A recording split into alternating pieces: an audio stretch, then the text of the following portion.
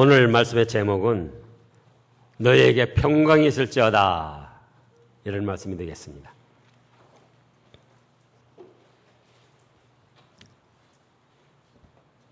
우리 사람들의 수명이 늘어나고 있습니다. 우리나라 사람들의 평균 수명만도 여러분들이 잘 아시는 대로 약 80여 세 됩니다. 뭐 20, 30대 또 10대에도 불행한 사건 사고로 세상을 떠나는 그런 사람들까지 다 포함해서이기 때문에 60여 세를 넘게 되면은 이제는 다 100세 시대를 바라보고 있습니다. 실제로 노인정이나 뭐 또 어떤 그 어르신들 모인 데 가보면 거가 80, 90세예요. 뭐 90 몇 세 되신 이런 분들도 많고.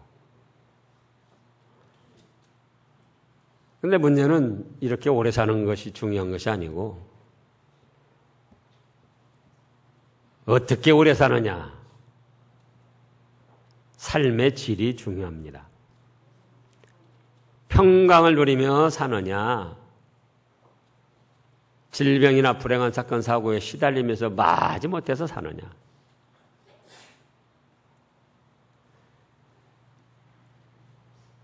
그래서 60여 세 이상 되시는 분들 그 통계를 낸 걸 보니까 한 50%쯤이 벌써 암이든지 치매든지 그런 중한 질병에 시달린다는 거예요.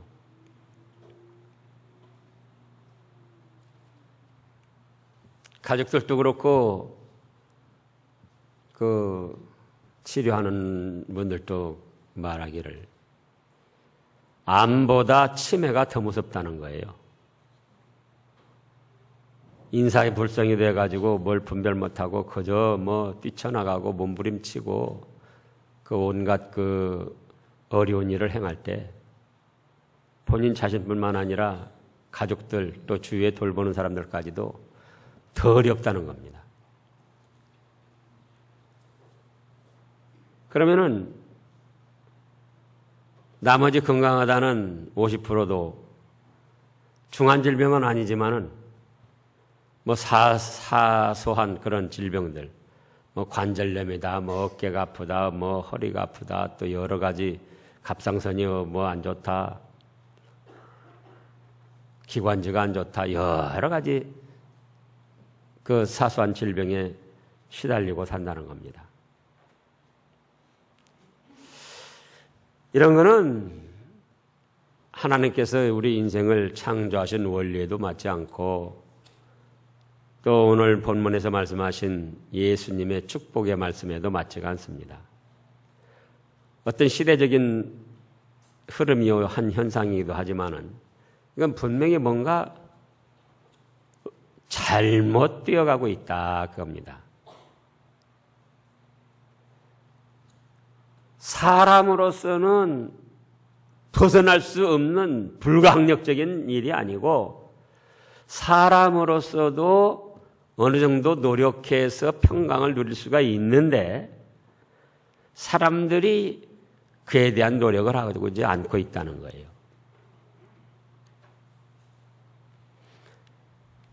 우리 예수님께서는 평소 계실 때도 우리 사람들에게 영육 간의 평강을 주셨습니다.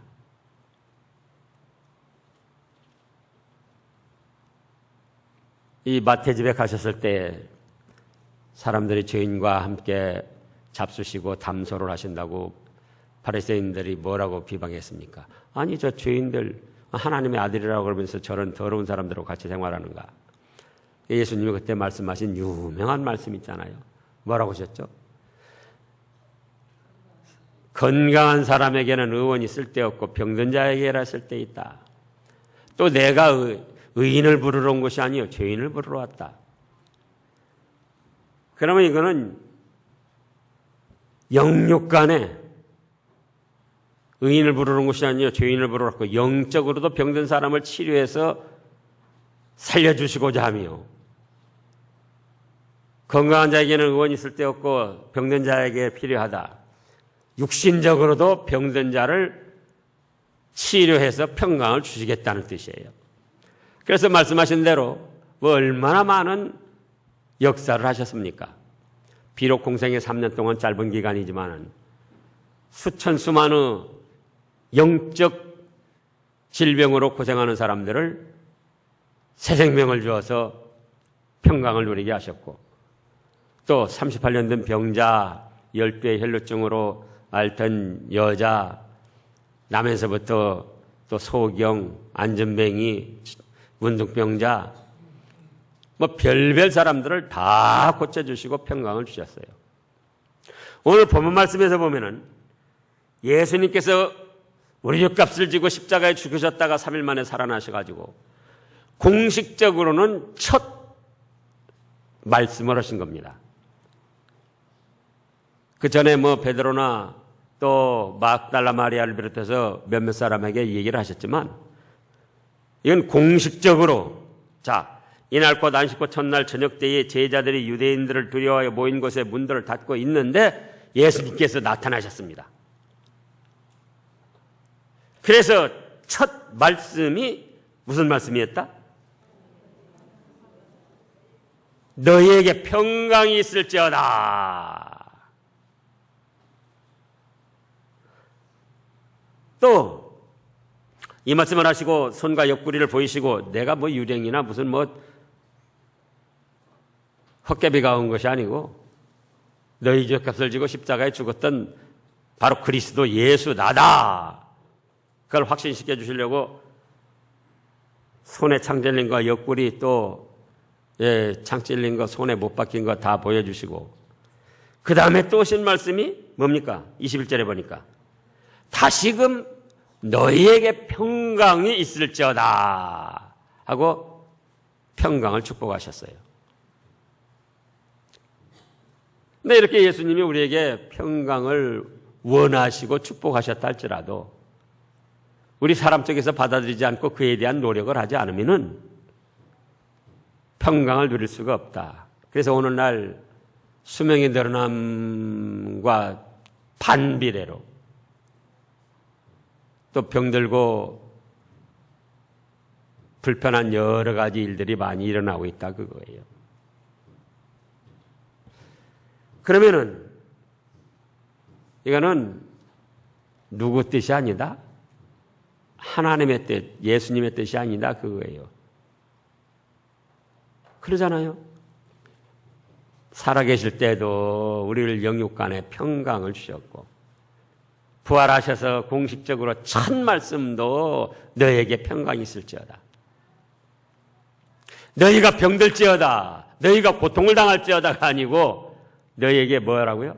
평강이 있을지어다. 그거예요. 평강이 있을지어다.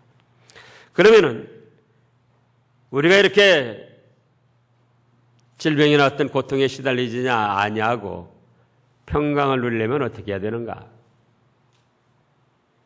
많은 사람들이 믿음과 또 건강함하고는 별로 관계가 없는 걸로 생각하고 있습니다. 그러나 이 본문 보라고요. 예수님이 우리에게 영과 마음과 몸의 건강함과 평안함을 원하신다고요.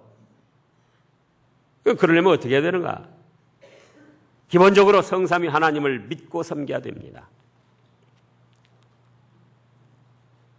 어떻게 해야 된다고요?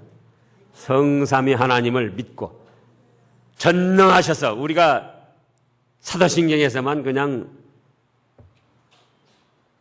암송하는 것으로 끝날 것이 아니고 실제 나의 삶의 현장에서 전능하셔서 천지만물을 창조하신 하나님이 나의 아버지시고 나와 함께 하신다. 어떤 일을 당한다 할지라도 그런 믿음을 가지고 굳세게 당한 일들을 헤쳐나가고 또 혹시 원찮게 잘못을 저지르고 죄가 있다 할지라도 자기 목숨을 아끼지 아니하시고 내 죄값을 지고 십자가에서 죄의 형벌을 담당해 주신 그 예수님의 구원의 은혜 그걸 생각하면서 감사드리고 또 지금도 우리와 함께 하시며 은혜를 베풀어 주시고자 하시는 성령님의 은혜, 그 인도와 주장을 받아나가고 그러면서 믿음으로 하나님을 섬기며 받들고 나가야지 되는 거예요. 물론 믿지 않는 사람들, 무신론자들, 또 잡종교를 섬기는 그런 사람들도 어느 정도 육신적인 평강을 누리기도 합니다. 그러나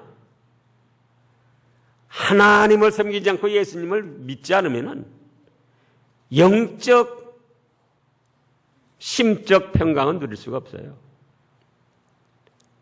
자, 믿음이 없으면 하나님을 기쁘시게 한다고 했습니까? 안 했습니까?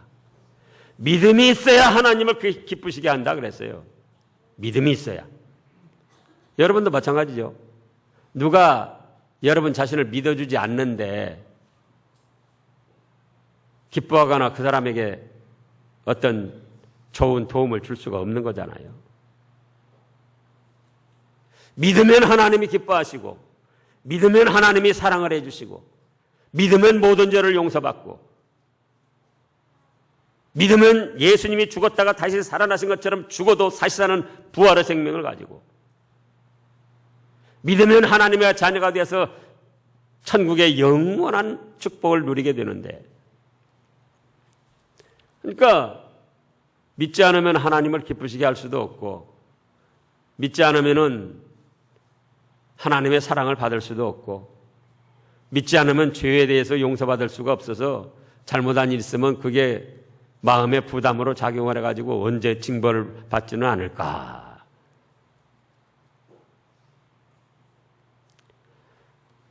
또 죽으면 큰일이에요. 이제 믿지 않으면. 죽으면 어떻게 될까? 예? 죽으면 어떻게 됩니까? 죽으면 어떻게 돼요? 예. 안 믿는 분들, 우리 믿는 분들은 죽으면 천국 복락이다. 감사합니다. 할 수 있는데, 안 믿는 사람들은 죽으면 어떻게 하냐, 그거예요. 큰일이에요, 큰일. 그러니까 죽기를 무서워하고 벌벌 떨고 두려워하고. 그러니까 육신적으로 좀 잘 돼서 평강을 누렸다 할지라도 영적 평강은 누릴 수 없다, 그거예요.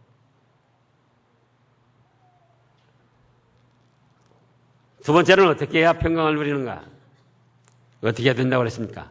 하나님의 말씀을 배워서 순종해 나갈 때에 영육 간의 평강을 누립니다. 성경 신구약 66권 말씀은 살아계신 하나님의 말씀입니다. 이 말씀 속에는 우리 인생이 삶에 필요한 모든 것이 다 기록되어 있습니다. 삶에서 당하는 어떤 문제든 어떤 괴로운 일이든 영적인 문제이든 육신적으로 도덕윤리적인 문제이든 건강에 대한 문제이든 뭐 부부 간의 문제, 부모 자녀 간의 문제, 친구 간의 문제, 직장에서는 어떻게 할 것인가, 위아래 사람들끼리는 어떻게 할 것인가, 모든 것이 다 기록이 되어 있어요. 그래서 이 말씀대로만 하면은 영육 간에 평안을 누리고 건강하게 살 수가 있다, 그겁니다. 자, 믿으면서도 말씀은 순종하지 않는 그런 분들이 많아요. 그런데 생각을 해보시라고요. 자녀들이 아버지 어머니 믿습니다. 나의 아버지 어머니인 걸 믿고 나를 그동안 수고해서 길러주신 것도 믿습니다. 사랑합니다. 그러면서 아버지 어머니가 지도해주는 말은 따르지를 않는 거예요.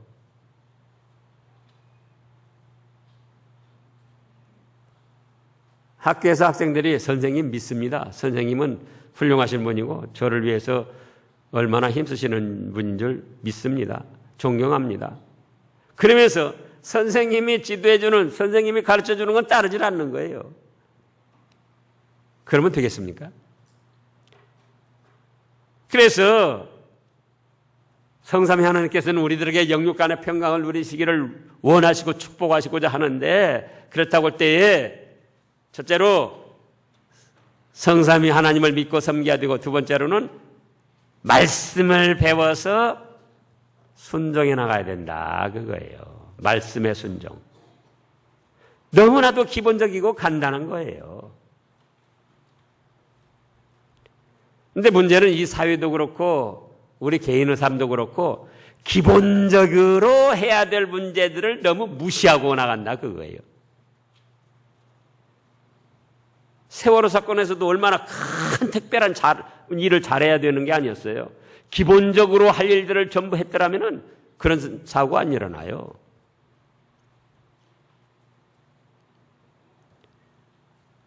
그러면 이제 구체적으로 더 살피면 어떤 것이 될까? 동그라미 1에 가서 하나님의 말씀을 순종하며 죄를 짓지 말아야 됩니다. 자, 잠언 4장을 보겠습니다. 잠언 4장. 거기 말씀도 아주 우리가 명심해야 되는 말씀 아닙니까? 이미 익히 알고 있는 말씀이면서 잠언 4장. 구약 914쪽쯤입니다. 구약 914쪽쯤에 잠언 4장 20절 말씀 22절까지. 자, 같이요. 내 아들아, 내 말에 주의하며 나의 이르는 것에 네 귀를 기울이라. 그것을 네 눈에서 떠나게 말며 네 마음속에 지키라. 그것을 얻는 자에겐 생명이 되며 그 온 육체의 건강이 되미라. 자, 보세요. 솔로몬을 통해서 기록을 하셨는데 솔로몬이 자기 아들들에게 말하는 것 같지만은 그게 아니고 하나님께서 솔로몬에게 위임시켜서 하신 말씀이다, 그겁니다. 그렇기 때문에 내 아들아, 내 말에 주의하며 나의 이르는 것에 네 귀를 기울이라. 그건 하나님께서 모든 인생들에게, 믿음의 사람들에게 내 아들아, 너는 내 말을 주의하며 나의 이르는 것을 네 귀에 기울이라. 그리고 그것을 네 눈에서 떠나게 말며 네 마음속에 지키라. 22절에는 뭐라고 그랬어요? 그 말씀대로 순종해 나가는 사람은 말씀을 얻은 것인데 그것을 얻는 자에게는 뭐가 된다고요? 생명이 되고 육체의 건강이 된다는 거예요. 영육 간의 평강을 누리게 된다는 거예요. 그러면서 이어진 말씀이 뭡니까? 무릇 지킬 만한 것보다 뭘 지켜라? 네 마음을 지키라는 거예요. 네 마음. 예? 엉뚱한 곳에 마음 빼앗기지 말고 하나님의 말씀을 착하고 좋은 마음으로 잘 받아가지고 그 말씀대로 자기를 다스리며 지켜나가는데 거기에 힘을 써라는 거예요. 그러면서 24절부터 보면은 괴유를 네 입에서 버리며 사곡을 네 입술에서 멀리하라. 좋지 않은 말 하지 말라. 죄 짓지 말라는 거예요. 말로 죄 짓지 말라는 거예요. 입으로 죄 짓지 말라는 겁니다. 내 입 가지고 내 말하는데 내가 말하는데 무슨 상관이냐. 천만에요. 또 마태복음 보면 하나님이 뭐라고 하셨습니까? 주님이 무슨 무익한 말을 하든 심판날에 네 말한 것으로 정죄를 당하리니 네 말로 네 입으로 의롭다함도 받고 네 입으로 심판도 받을 정죄를 받을 그런 일이 있을 것이다 그랬어요. 또 지금 25절에는요. 내 눈은 바로 보며 내 눈꺼풀은 네 앞에 곧게 살펴서 교만하게 나가지 말고 정면을 보고 정도로. 또 26절에는 네 발을 행할 첩경을 평탄케 하며 네 모든 길을 든든히 하라. 우편으로나 좌편으로나 치우치지 말고 네 발을 악에서 떠나게 하라. 한마디로 죄 짓지 말라는 거예요. 그러잖아요. 20절에서 23절까지는 말씀을 순종하라는 것이고 24절에서 27절까지는 한마디로 죄 짓지 말라는 거예요. 그러면 거기에서 생명을 얻고 그러면 거기에서 영육 간의 평강을 누리고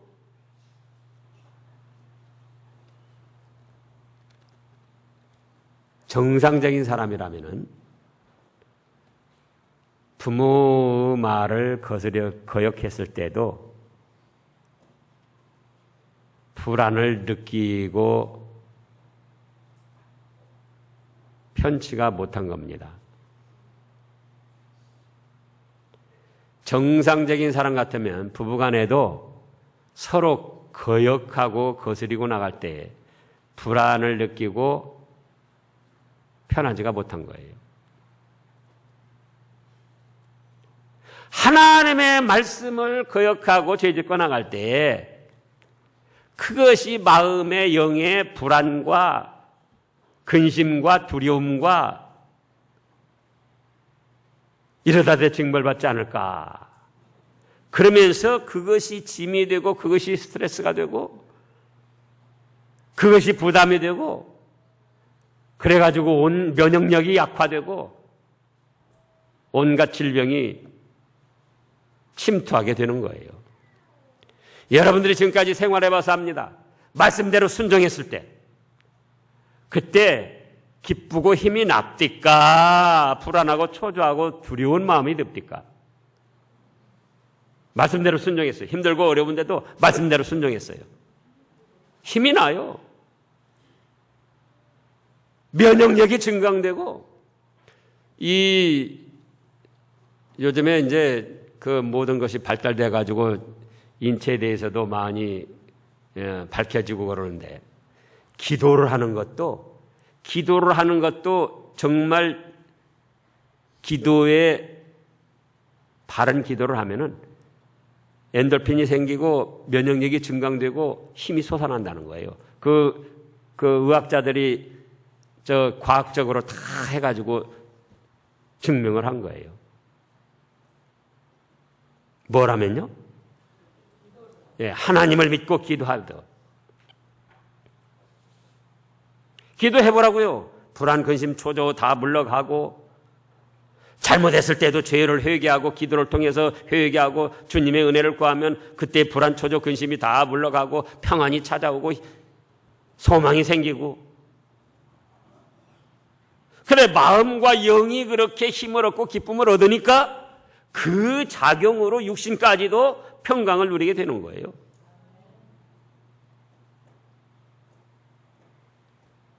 그러다 잘못했을 때는 얼버무리 말고 회개를 하라. 그 회개. 그러면 또 주님이 사죄의 은총을 내려주셔서 또 평안을 얻는 거예요.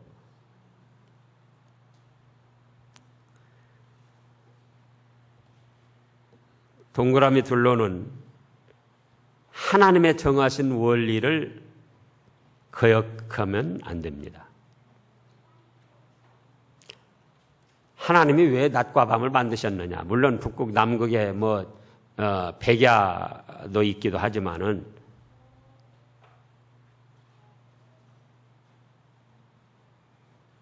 뭐라고 창조 때도 낮을 만드시고 밤을 만드시고 그랬느냐고요. 밤이 없으면은 사실은 그 인류 생활이 굉장히 더 좋을 수도 있어요. 일반적으로. 밤에 전기 걱정할 것 없고 늘 낮이니까. 근데 왜 밤과 낮을 만드셨느냐? 낮에 일하고 밤에는 자고 쉬라는 거예요. 휴식도 없이 자기 몸을 혹사시키면은 그건 질병의 만병의 또 근원이 되는 거예요. 왜 유효세 동안 일하시고 7일째 또 하루를 쉬셨는가? 여세 동안 일하고 너희도 일주일에 한 번씩은 쉬어라 그거예요. 그런 기본적인 원리를 무시하고 그 운동하는 데도 그렇고 공부하는 데도 그렇고 여러 가지 실험을 통해서 나왔습니다. 운동을 2~3시간 계속한다.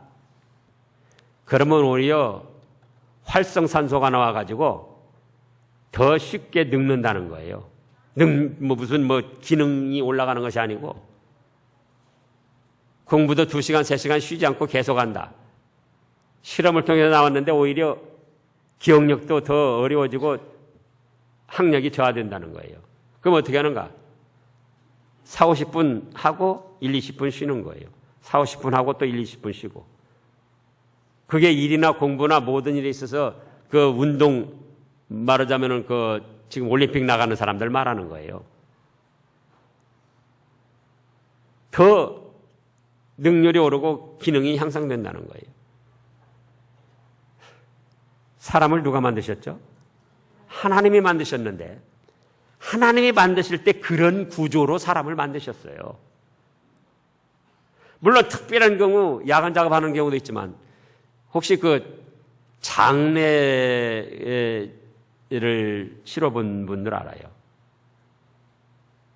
밤에도 잘 잠을 못 자고 장례 치르고 나서 어떻습니까? 사실 장례 때에 그 상가 유가족들이 그렇게 힘든 일은 안 합니다.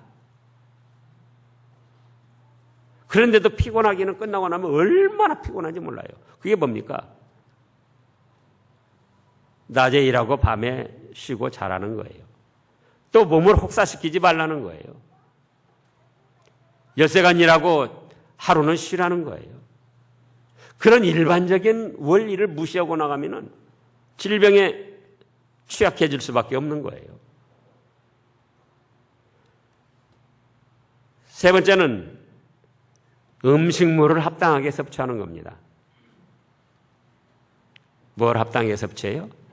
음식물을. 하나님께서 이 천지만물을 만드실 때 다 좋은 것만 만드신 게 아니에요.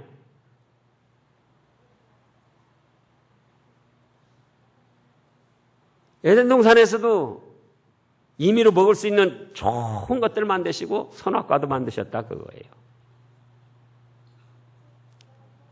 그렇듯이 이 식물이나 사람이 먹을 수 있는 모든 것도 좋은 것이 있고 나쁜 것이 있어요. 그러면 어떻게 얻도록 하셨는가? 우리 사람이 그걸 살펴서 좋은 것을 택하고 나쁜 건 멀리하고 버려나가도록 그렇게 해놓으셨어요. 취사 선택.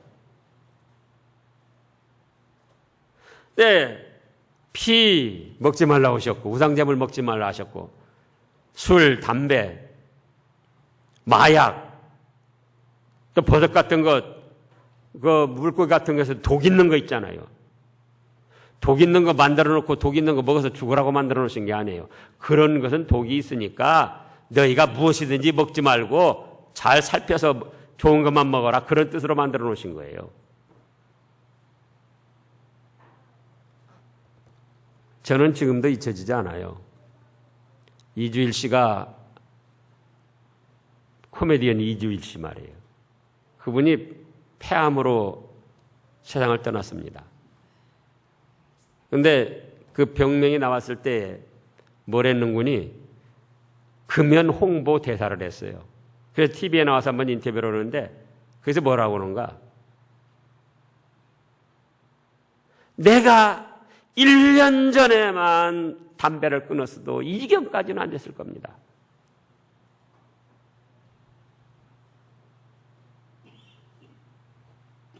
지금 우리 주위의 분들 보면은 좋지 않은 음식 먹어가지고 여러 가지 질병에 시달리는 분들이 얼마나 많이 있습니까?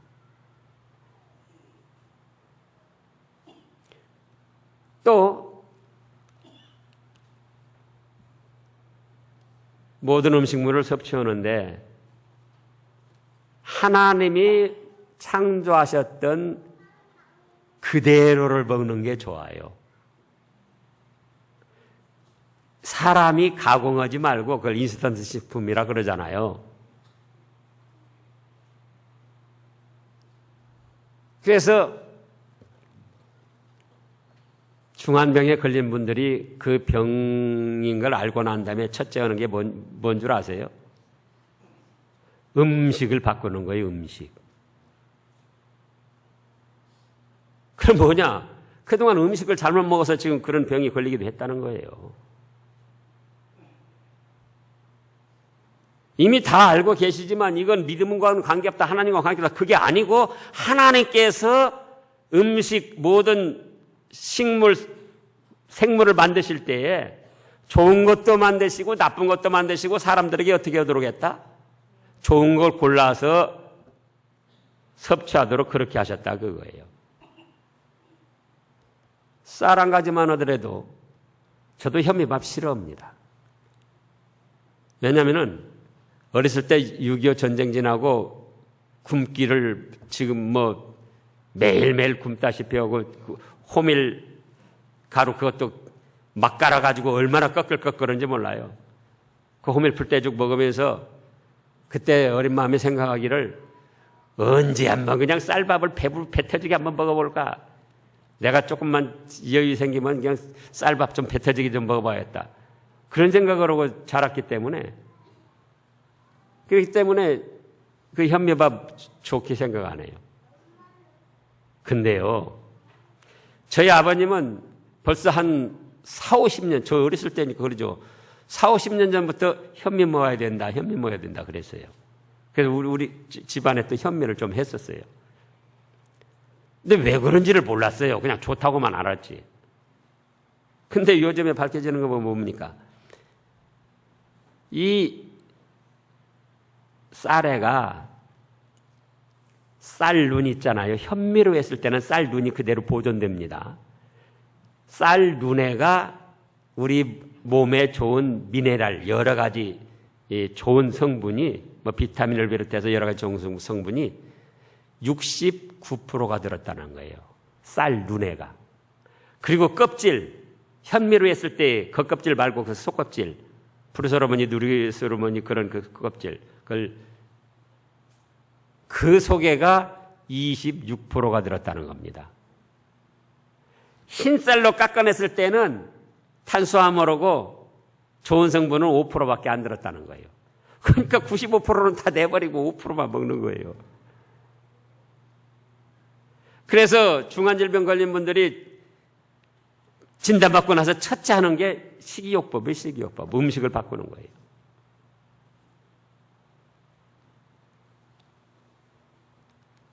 그런가 하면은 일체식이라고 그래서 모든 걸 있는 그대로 다 먹어야 그 형체 하나 그대로. 무 같은 것도 무는 먹고 잎은 내버립니까? 무 잎과 같이 먹어요. 배추도 그러고. 당근 같은 경우도 잎은 대개 내버리는데 당근 안 익고 당근하고 잎하고 같이 먹으라는 거예요. 파 같은 것도 뿌리까지 깨끗이 씻어서 같이 먹으라는 거예요. 거기에 보통 음식물에 들어있지 않는 그런 유익한 것들이 다 들어있다는 거예요. 자, 에덴 동산에서 그렇고 그 다음에 사람들의 수명이 969세까지 살고 대개 900살 살았습니다. 처음에. 그때 과일을 깎아 먹었을까요? 안 깎아 먹었을까요? 안 깎아 먹었어요.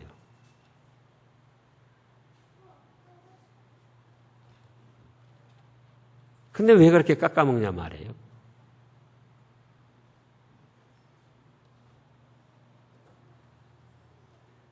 이미 아시는 사항이고 실험을 통해 나타난 건데 모든 과일이 껍질에가 아까 지금 쌀에서도 말한 것처럼 껍질에가 90% 이상 좋은 것이 들었다는 거예요. 껍질에가. 사과도 그렇고 배도 그렇고 저 껍질 안 벗기고 잡숴 보셨어요? 참외도 그렇고 어떤 분은 여자분인데 암 걸려가지고 참외만 계속 먹어가지고 겨울에도 여름에 참외를 냉동해서 잼 해놨다가 참외만 먹어가지고 자기는 암을 고쳤다는 거예요. 근데 껍질까지 전부 꼭지까지 그분 얘기는 꼭지까지더라고요. 참외 꼭지 있잖아요.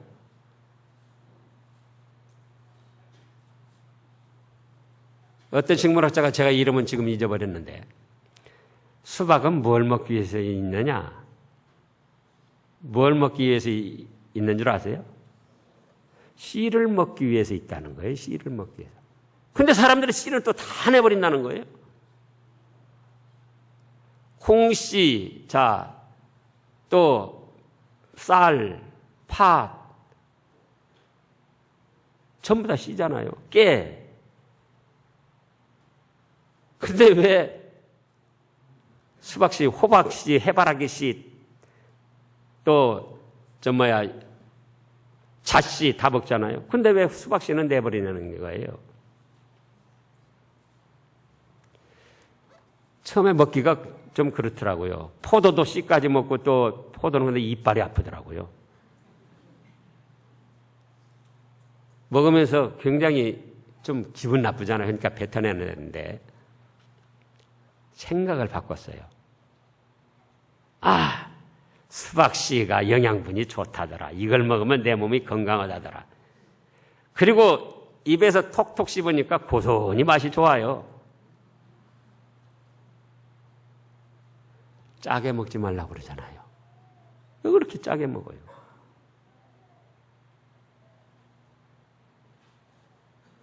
아니, 지금 여러분들이 모르는 거 아니잖아요. 우리 한국인이 염분에 대해서 기준치 3배를 먹는다고, 3배. 그러니까 줄여야 되는 상황이에요. 그런데도 싱거서 맛없어. 맛으로 먹지 마세요. 몸에 좋은 것이냐 나쁜 것이냐 이걸 생각해서 먹어야지 맛으로 먹다가 조미료 치고 뭐뭐하고 전부 가공해서 그렇게 먹잖아요. 과거에 알지도 못하던 질병들이 지금 자꾸 생겨나는 거예요. 자꾸.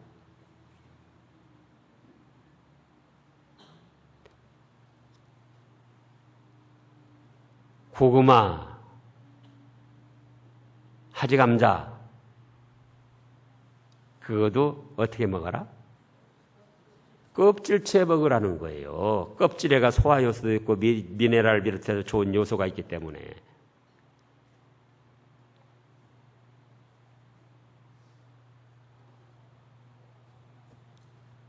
그래서 하나님께서는 우리 사람들이 평강을 누릴 수 있도록 좋은 식물들, 좋은 음식물들을 많이 만들어 놓으셨는데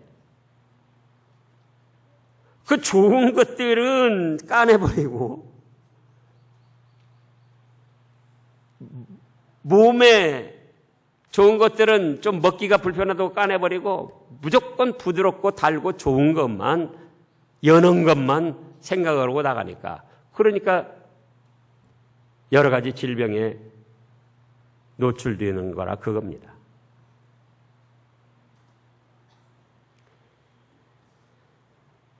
그래서 이제 우리가 하나님이 만드셨을 때의 그대로를 섭취하는 게 육신의 건강을 얻는 데 비결이에요. 그 보면은 생로병사나 천기누설이라고 그런 데 나오잖아요. 어떤 사람은 대추만 먹어가지고 또 암을 고친 사람도 있어요. 버섯만 먹어가지고 암을 고친 사람도 있고. 아까 참외 먹어서 암 고친 사람이 있고. 그럼 뭐냐 그거는 여러 가지를 고루고루 먹으면 된다는 거예요. 꼭 한 가지 집중하지 말고 편식하지 말고.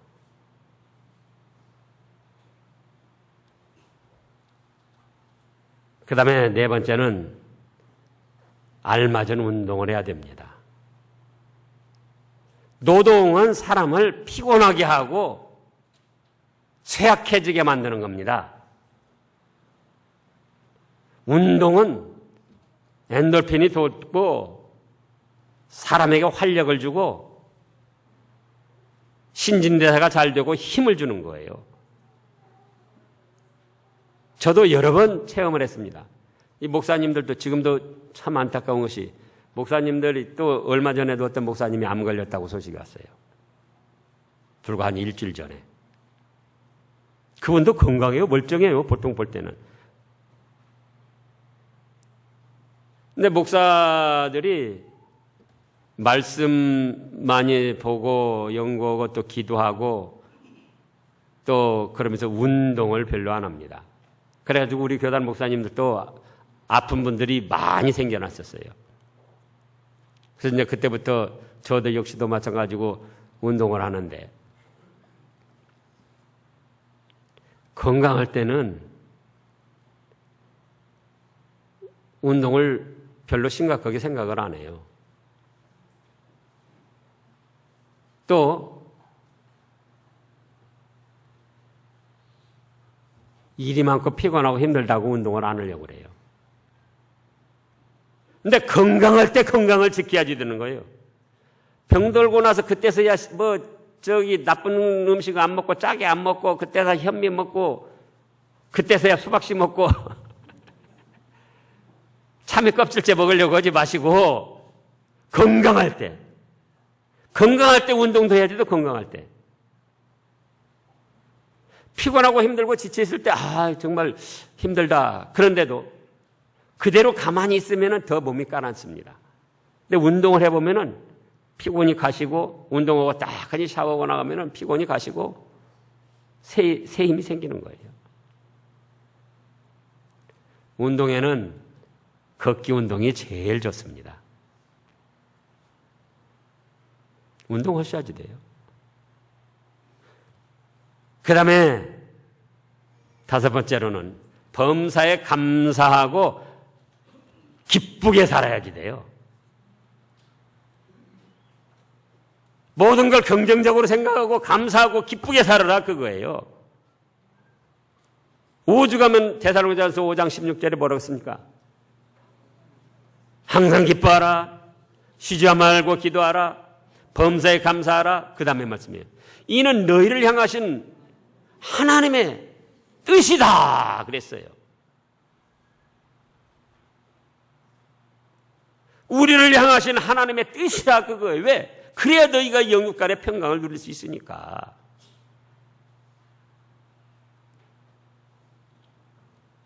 저보고도 안 웃는다고 그래. 그래서 웃으려고 많이 힘을 씁니다.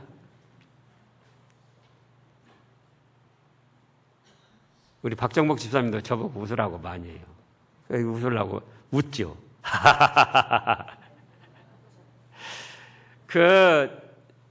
일본도 그렇고 독일, 영국 여러 곳에서 보면은 중환질병, 암 걸린 사람들이나 중환질병 걸린 사람들이 웃음 치료라고 그래가지고 정기적으로 억지로 웃는 모임을 가져요. 근데 뇌가 이상해가지고 웃을 일이 있어서 웃을 때뿐만 아니라 억지로라도 웃으면은 뇌에서는 좋게 반응을 해가지고 엔돌핀이 솟고 면역력이 강화되고 힘이 솟아난다는 거예요. 억지로라도 웃으면. 어떻게라도 웃으면요? 억지로라도 웃으면. 그래서 제 머리 빠진 거 보고도 좀 웃어주세요. 목사가 머리 빠졌네. 그러잖아요. 범사에 감사하고 긍정적으로 생각하고 감사하고 이래도 감사 저래도 감사, 기쁘게 살으라고요. 기쁘게. 부부간에도 그렇고 부부간에도 남편이 좀 아담하게 생겼으면 참 아담하니 귀엽게 생겼네. 그러고 기뻐하고 감사하고, 조금 우락부락하게 생겼으면 남자같이 믿음직하게 생겼네. 그러고 좀 감사하고 바라보고 기뻐하고. 남편들도 안 해보고 그렇게 바라보고 기뻐하고 좀 감사하고, 짜증내고 원망하고 불평하고 심술 부리고, 예? 뭐 비판할 것 없는가, 흠잡을 것 없는가, 그런 거 찾아서 그냥 그런 것이나 말하려고 그러고, 그러면은 평강을 못 얻어요. 억울한 일 당했다. 어떻게 할 것인가? 하나님께 기도해서 맡겨요. 그걸 자기가 한 풀으려고 한을 품고 그러지 말고 그것이 다 몸의 짐으로 스트레스로 그렇게 작용이 돼가지고 자기 건강 해치는 거예요.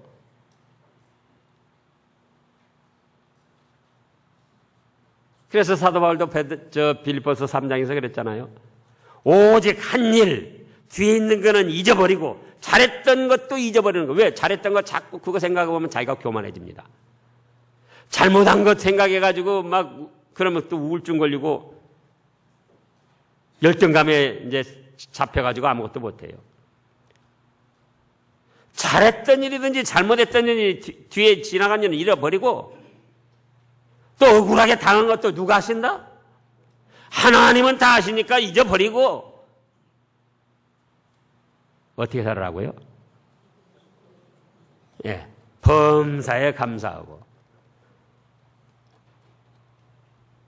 이 자리에 나와 있는 것만도 얼마나 감사할 일입니까? 병이 들든지 다른 일이 있든지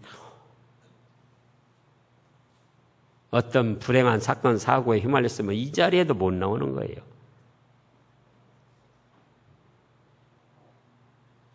그래서 감사하고 기쁨으로 사는 겁니다.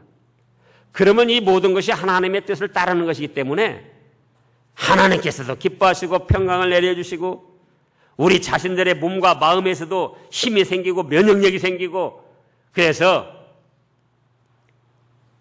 평강을 누리며 살 수가 있습니다. 그런 여러분들 되시기를 축원합니다.